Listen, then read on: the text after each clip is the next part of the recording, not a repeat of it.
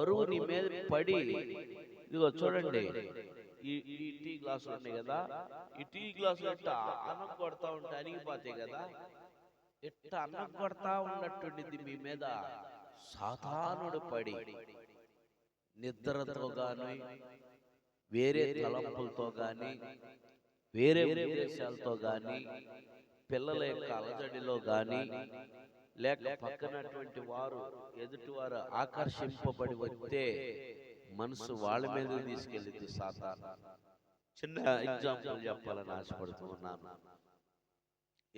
మన ఎదురొచ్చి కూర్చున్నటువంటి ఆమె పూలు పెట్టిన, గులాబ్ పువ్వు కలర్ పువ్వు పెట్టుకొని వచ్చిన, మల్లెపూలు పెట్టుకొచ్చిన, లేక మంచి చీర కట్టుకొచ్చిన, వెనక కూర్చున్న వాళ్ళటువంటి పొజిషన్ ఎలా ఉండిద్దంటే, అవి వాళ్ళు కనపడుతూ ఉంటే వాళ్ళ మైండ్ సెట్ అంతా దాని మీద ఉండింది. ఇక పాస్టర్ గారు రక్తం గార్తా చదువుతున్నా కూడా, గుండె పగులుతున్నా కూడా ఆ మైండ్ వాక్యం మీద ఉండదు, ఆ చీర మీద. అబ్బో ఎక్కడ కొన్నదో భలే ఉందే, నేను కూడా కడితే బాగుండిద్ది ఈ చీర, ఎట్టైనా ఒక్కసారి అడిగి పెళ్ళికి కట్టుకో అని వెళ్తే బాగుండిద్ది, ఒకసారి అడుగుదాము ఇచ్చిద్దో ఇదో, ఒకసారి అడిగితే ఏమైంది ఒకసారి అడుగుదాము, ఇయ్యొచ్చులే ఏమైంది పెళ్లికి వెళ్ళొస్తాను ఏంటి ఇదా.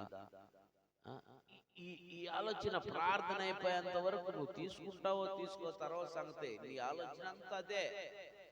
పూలు ఎక్కడ కొందో, ఎవరు వచ్చారో, పూలు నేను ఇంటికాడ లేనా, ఈ పిల్ల ఉన్నదే నేను లేనా, వీళ్ళకి చెక్ చేసిందా, అరే ఇన్ని పూలు కాసినాయా, మరి భలే ఉన్నాయే, నా కంటికి ఎప్పుడు కనపడి, నేను చాలాసార్లు వెళ్ళాను వాళ్ళ ఇంటికి, ఇంత భలే ఉన్నాయి పూలు, నేను కూడా పెట్టుకుంటే బాగుండేదే, కొద్దిగా అడిగి తీసుకుంటే బాగుండేది, అదే అదే అదే పొరపాటు చేసేది.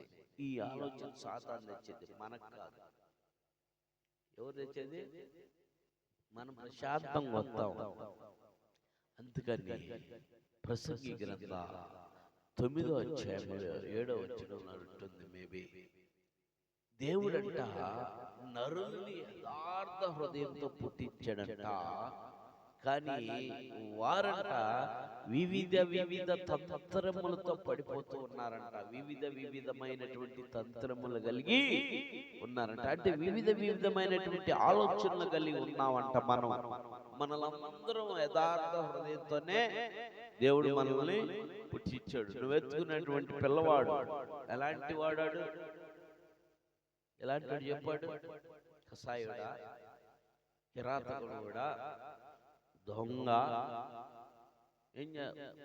వాడు పసిబిడ్డ, దేవుడి యొక్క దూత వాడు ఈ సమయంలో కదా. వాడిని పెంచే విధానంలో, వాడు పెరిగే విధానంలో లోకానుసారంగా ఉన్నప్పుడు, లోకంలో ఉన్నవన్నీ వాడి మీద పడితే వాడు ఏమవుతాడు? మనకులాగా చెడిపోతాడు. లోకంలో పడనీయకుండా దైవికంగా నేర్పిస్తే, దైవికంగా ఉంటే కొంత మట్టుకు దైవిక భయం కలిగి ఉంటాడు. ఈ వయసులో వాడు పసిబిడ్డ, ఏమీ తెలియదు, వదిలిపెడితే పగస్తుల దగ్గర కూడా వెళ్తాడు కదా.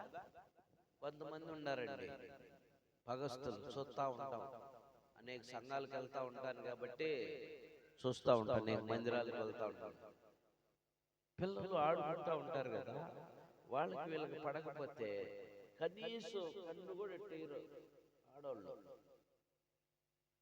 కన్ను కూడా వేయరు, కనీసం కన్ను కూడా.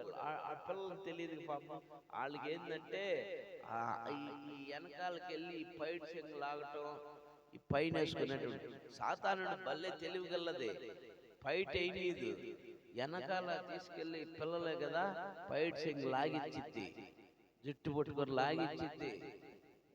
అంత చేస్తున్నా కూడా కనీసం కూడా పట్టుకోరు, అంత కఠినంగా ఉంటారు పగస్తులు.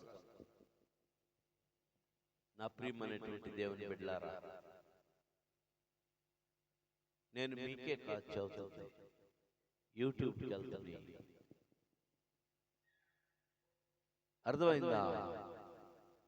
పగస్తుల మీ పెద్దలకి గొడవలు ఉండొచ్చు, ఏదో ఒక విషయంలో గొడవలు ఉండొచ్చు, కానీ పిల్లలు ఏం చేశారు?